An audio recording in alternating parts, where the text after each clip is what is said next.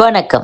இன்றைய செய்திகள். தேர்தலில் சீட் மறுக்கப்பட்ட எம்எல்ஏக்கள் எஸ் பாலாஜி, ஆளூர் ஷானவாசுக்கு கட்சியில் பதவி வழங்கி விடுதலை சிறுத்தைகள் கட்சி தலைவர் திருமாவளவன் அறிவித்துள்ளார். தமிழக சட்டசபை தேர்தலில் விடுதலை சிறுத்தைகள் கட்சி சார்பில் தற்போது எம்எல்ஏக்களாக உள்ள எஸ் பாலாஜி, ஆளூர் ஷானவாஸ், பாபு ஆகிய 3 பேருக்கு மீண்டும் போட்டியிட வாய்ப்பு மறுக்கப்பட்டது. இது அரசியல் வட்டாரங்களில் பேசுபொருளானது.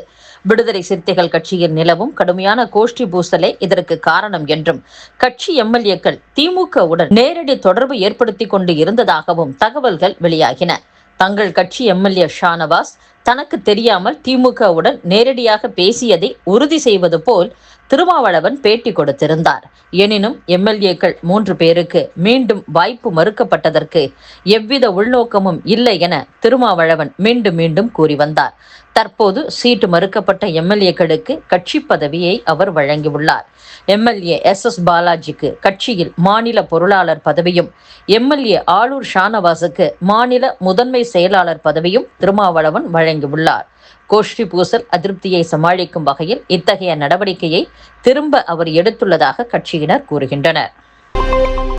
மின் தேவை அதிகமுள்ள தென் மாநிலங்களில் தமிழகம் முதலிடத்தில் உள்ளது. அதனால் அடுத்த மாதம் முதல் மின் பற்றாக்குறை அதிகரிக்கும் என்று மத்திய அரசு எச்சரித்துள்ளது. தமிழகம், ஆந்திரா, தெலுங்கானா, கர்நாடகா, கேரளா, புதுச்சேரி ஆகிய தென் மாநிலங்களில் 2025 மார்ச் மாதத்துடன் கடந்த மார்ச் மாத நிலவரத்தை ஒப்பிட்டு மின் தேவை விவரங்களை மத்திய மின்துறை தற்போது வெளியிட்டுள்ளது. அதன்படி தென் மாநிலங்களின் தினசரி மின் தேவை 69,934 மெகாவாட்டில் இருந்து 73,805 மெகாவாட்டாக அதிகரித்துள்ளது. தமிழகத்தில் 19,679 மெகாவாட்டில் இருந்து 19,822 மெகாவாட்டாக மின் தேவை உயர்ந்து முதலிடத்தில் உள்ளது. இதனால் தமிழகத்தில் அடுத்த மாதம் முதல் மாலையில் மின் பற்றாக்குறை ஏற்பட வாய்ப்புள்ளதாக மின் வாரியத்தை மத்திய மின்துறை எச்சரித்துள்ளது. இது குறித்து மின்வாரிய அதிகாரி ஒருவர் கூறுகையில், மின் தேவை எவ்வளவு இருக்கும், எவ்வளவு மின்சாரம் கிடைக்கும், பற்றாக்குறை எவ்வளவு ஏற்படும் என்பதை முன்கூட்டியே மதிப்பீடு செய்து பற்றாக்குறையை சமாளிக்க மின் கொள்முதல் நடவடிக்கை எடுக்கப்பட்டுள்ளது என்று கூறியுள்ளார். தேர்தல் ஆணையம் எடுத்த பல்வேறு நடவடிக்கைகளால் சட்டசபை தேர்தல் ஓட்டுப்பதிவு சதவீதம் 85% அதிகரித்துள்ளது என்றாலும், அரசு ஊழியர்கள், போலீசார் தபால் ஓட்டு போட ஆர்வம் காட்டாதது அதிர்ச்சியை ஏற்படுத்தியுள்ளது. மக்கள் ஆர்வமாக ஓட்டளித்தாலும் அரசு ஊழியர்கள், போலீசார் தங்கள் ஓட்டுகளை சரிவர பதிவு செய்யவில்லை. சென்னையில் 52,047 பேருக்கு தபால் ஓட்டுகள் இருந்தும் 32,447 பேர் மட்டுமே ஓட்டுகளை பதிவு செய்துள்ளனர். மீதம் 19,600 பேர் ஓட்டளிக்காதது அதிர்ச்சி அளிப்பதாக கூறப்படுகிறது. அரசு ஊழியர்களை பணி செய்ய விடாமல் தடுத்ததாக அதிமுக முன்னாள் அமைச்சர் வளர்மதியின் கணவர் பாலசுப்ரமணியன் மீது நுங்கம்பாக்கம் போலீசார் வழக்கு பதிவு செய்துள்ளனர். சட்டசபை தேர்தலில் சென்னை 1000 விளக்கு தொகுதியில் அதிமுக வேட்பாளராக முன்னாள் அமைச்சர் வளர்மதி போட்டியிட்டார். ஓட்டுப்பதிவு நடந்த நேற்று முன்தினம் 1000 விளக்கு தொகுதியில் திமுகவினர் விதிகளை மீறி வாக்காளர்களுக்கு பணம் கொடுக்க டோக்கன் வழங்கி வருவதாக குற்றச்சாட்டு எழுந்தது. இதையடுத்து அவர்கள் மீது நடவடிக்கை எடுக்க வேண்டும் என வளர்மதியின் கணவர் பாலசுப்ரமணியன் திடீரென அதிமுக கொடியுடன் சென்னை வள்ளுவர் கோட்டம் சந்திப்பு அருகே சாலையில் அமர்ந்து போராட்டத்தில் ஈடுபட்டார். போலீசார் அவரை தடுத்தனர். இதனால் அவர் சாலையில் படுத்து போராட்டத்தில் ஈடுபட்டார்.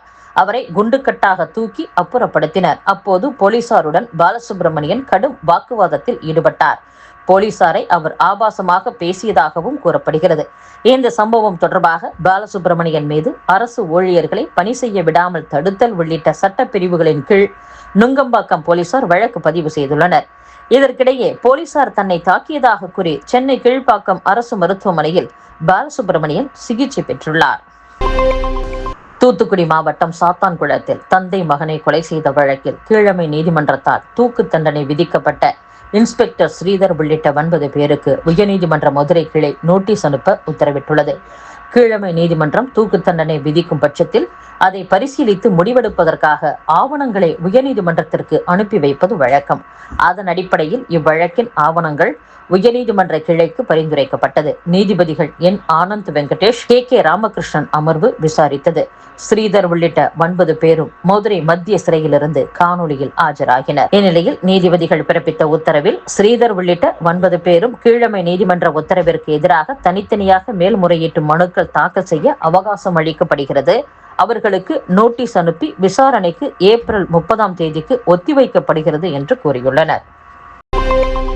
தமிழகத்தில் பஸ், லாரி, கார் போன்ற அதிக பயன்பாடு உள்ள வாகனங்களை இயக்க 30 முதல் 40% வரை ஓட்டுநர்களுக்கு பற்றாக்குறை ஏற்பட்டுள்ளதாகவும், இதனால் வடகிழக்கு மாநிலங்களில் இருந்து ஓட்டுநர்களை தேர்வு செய்ய பஸ், லாரி உரிமையாளர்கள் திட்டமிட்டுள்ளதாகவும் தெரிவித்துள்ளனர். தமிழ்நாடு சட்டப்பேரவை தேர்தல் நடந்து முடிந்த நிலையில் எந்த வாக்குச்சாவடியிலும் மறு வாக்குப்பதிவு பரிந்துரைக்கப்படவில்லை என்று தேர்தல் ஆணையம் அறிவித்துள்ளது. தமிழக பேரவை தேர்தல் முடிந்த நிலையில் மொத்தமுள்ள 75,064 வாக்குச்சாவடிகளில் எந்த வாக்குச்சாவடியிலும் மறு வாக்குப்பதிவு பரிந்துரைக்கப்படவில்லை என்று தேர்தல் ஆணையம் அறிவித்துள்ளது. அதேபோல் ஏப்ரல் 23ஆம் தேதி அன்று நடந்த மேற்கு வங்க முதல்கட்ட தேர்தலிலும் 44,376 வாக்குச்சாவடிகளில் எதிலும் மறு வாக்குப்பதிவு பரிந்துரைக்கப்படவில்லை என்று தகவல் தெரிவிக்கப்பட்டுள்ளது. கட்சி தாவல் எதிரொலியாக ராஜ்யசபாவில் தேசிய ஜனநாயக கூட்டணி எம்பிக்களின் எண்ணிக்கை 142ஆக அதிகரித்துள்ளது. பெரும்பான்மைக்கு தேவையான 123 எம்பிக்களின் எண்ணிக்கையை விட 17 பேர் அதிகமாக இருக்கின்றனர். இத்துடன் செய்திகள் நிறைவடைகின்றன. மீண்டும் நாளை சந்திப்போம். வணக்கம்.